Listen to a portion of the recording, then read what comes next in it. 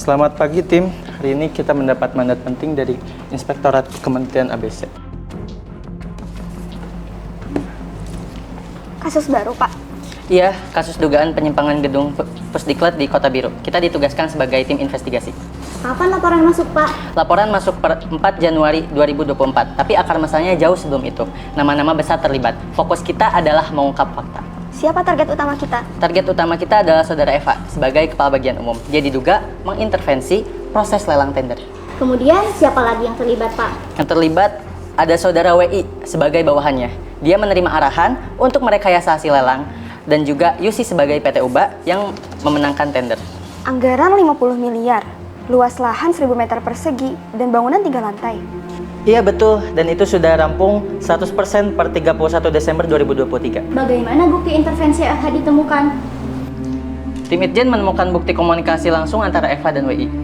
Mereka sudah berteman sejak lama dan sering bertemu di luar jam kerja. Per 15 Januari 2024, Eva dan Yusi bertemu. Yusi menyerahkan goodie bag yang mana diduga berisi uang. Setelah itu, mereka pergi menggunakan kendaraannya masing-masing. Saya Haidar. Saya Diva. Saya Fatia. Kita akan mulai investigasi.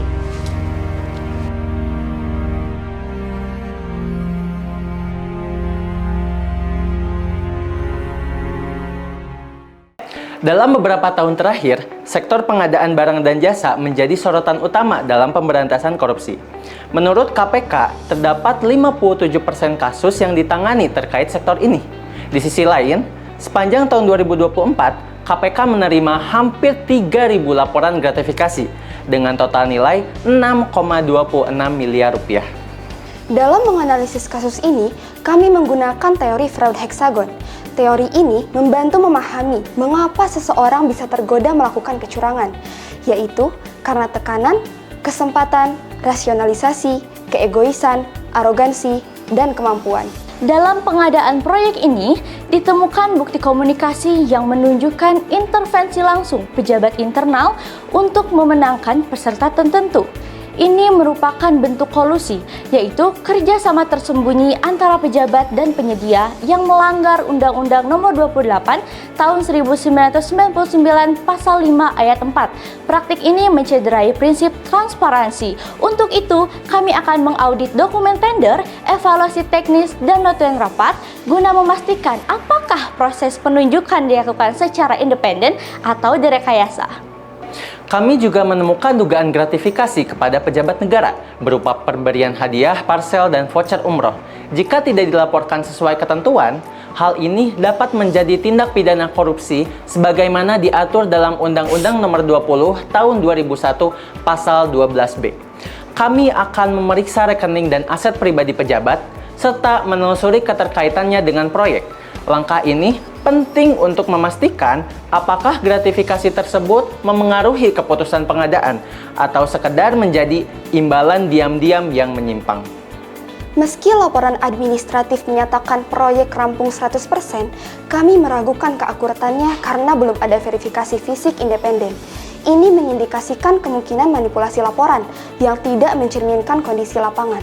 Kami akan melakukan audit lapangan untuk membandingkan progres aktual dengan dokumen BAST, kontrak, dan RAB.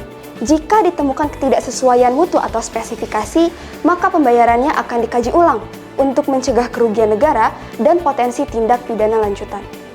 Setelah membahas indikasi kecurangan dalam pengadaan proyek ini, kini kami akan menjelaskan langkah-langkah audit investigatif yang akan dilakukan. Proses ini penting untuk memastikan setiap dugaan diungkap secara jelas, objektif, dan terukur. Langkah awal audit investigatif adalah mengidentifikasi indikasi kecurangan. Dalam kasus ini, bukti komunikasi menunjukkan intervensi pejabat internal untuk memenangkan peserta tertentu yang merupakan bentuk kolusi.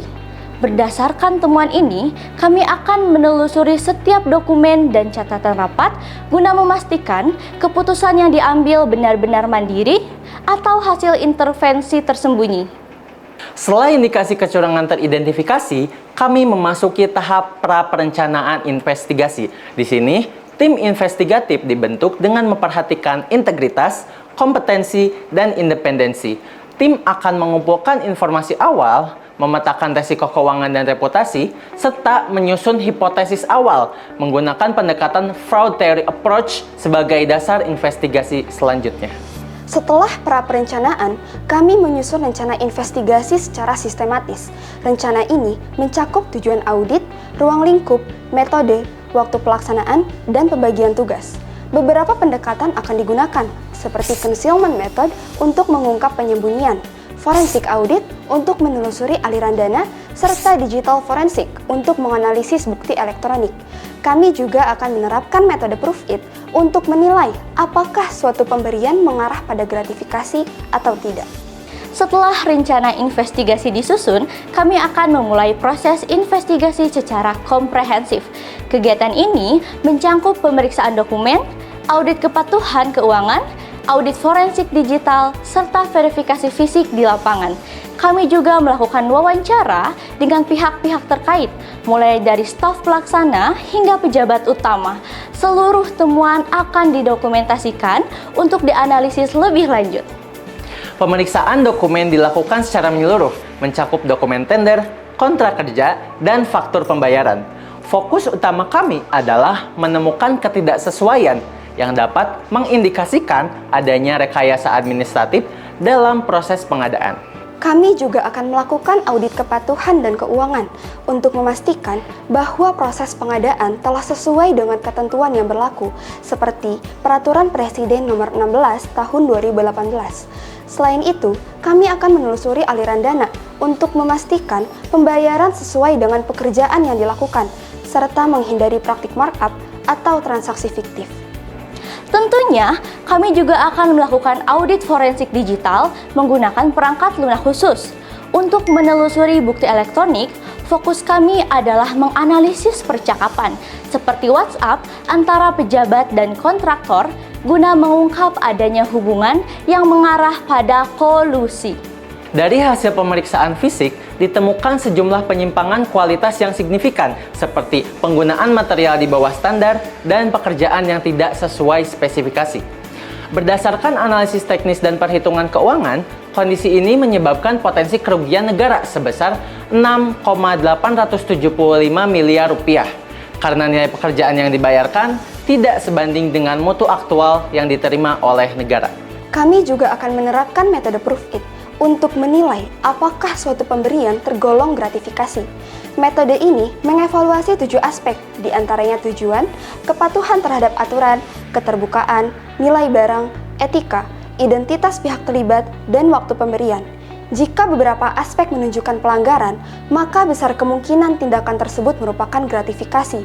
Metode ini relevan karena ditemukan bukti kuat dugaan gratifikasi antara saudara FH dan saudara UC.